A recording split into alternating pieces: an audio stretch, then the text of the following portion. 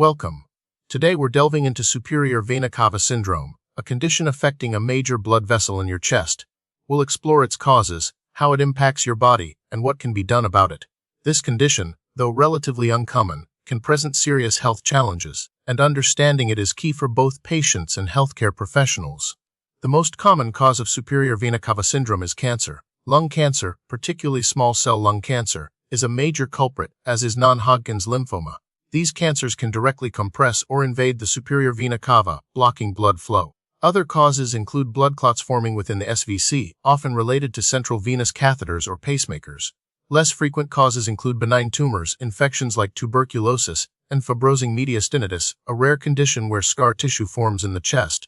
The superior vena cava, or SVC, is a large vein that carries blood from the upper body, the head, neck, arms, and chest back to the heart. When the SVC is blocked or compressed, blood flow is obstructed. This obstruction leads to increased pressure within the vessels draining into the SVC. Consequently, blood backs up, causing swelling and other characteristic symptoms in the affected areas. The speed at which the obstruction develops impacts the severity. A slow-growing obstruction allows time for collateral blood vessels to develop, partially compensating for the blockage, whereas a rapid obstruction can cause more severe symptoms. Superior vena cava syndrome is not a common condition. The incidence varies depending on the underlying cause, particularly the prevalence of lung cancer. With increased use of indwelling central venous catheters for medical treatments, the incidence related to thrombosis of blood clot formation is also likely on the rise. It predominantly affects adults, particularly those over 50, due to the increased likelihood of developing lung cancer and other underlying conditions associated with the syndrome. While rare, it can occur in children, usually in the context of congenital heart defects or mediastinal tumors. The signs and symptoms of superior vena cava syndrome vary depending on the speed and extent of the blockage. Common symptoms include swelling of the face, neck, and upper arms. Shortness of breath, also known as dyspnea, is frequently reported. Patients might also experience a persistent cough, difficulty swallowing, or hoarseness. Visible distended veins in the neck and chest are another telltale sign.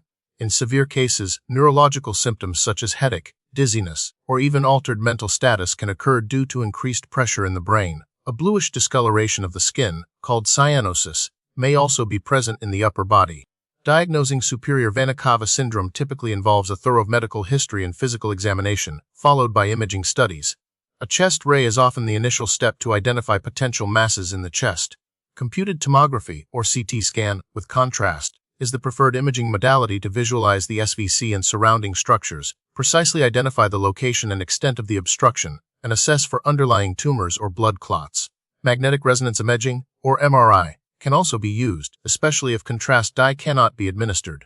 Venography and X-ray of the veins using contrast dye can be performed but is less common with the availability of CT and MRI.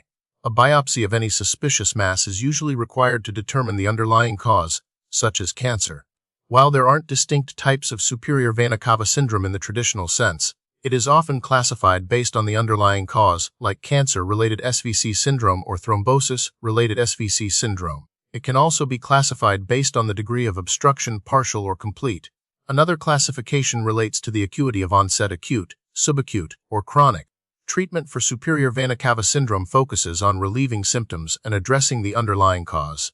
Medical management includes elevating the head of the bed to reduce swelling, administering diuretics to reduce fluid retention, and using corticosteroids to reduce inflammation. If a blood clot is the cause, anticoagulants like heparin or warfarin are used to prevent further clot formation. For cancer-related SVC syndrome, radiation therapy and chemotherapy are often employed to shrink the tumor and relieve pressure on the SVC.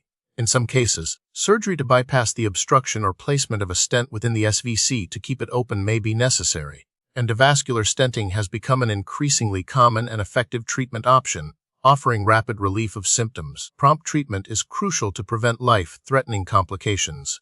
Preventing superior vena cava syndrome primarily involves reducing the risk factors associated with its underlying causes.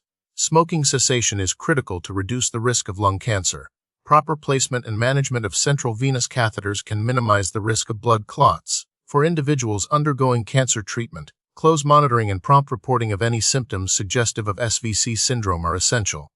Unfortunately, direct prevention of all cases is not always possible, particularly when the underlying cause is advanced cancer. The prognosis for superior vena cava syndrome varies significantly depending on the underlying cause and the promptness of treatment. In cases caused by benign conditions or blood clots, the prognosis is generally good with appropriate management. However, for individuals with cancer-related SVC syndrome, the prognosis is often guarded as it indicates advanced disease. Recent research is focused on improving diagnostic techniques, refining treatment strategies such as targeted therapies and immunotherapy for cancer, and developing more durable and effective stents to maintain SVC patency. Clinical trials are ongoing to evaluate the efficacy of novel treatment approaches, aiming to improve both symptom relief and long-term survival for patients with this challenging condition.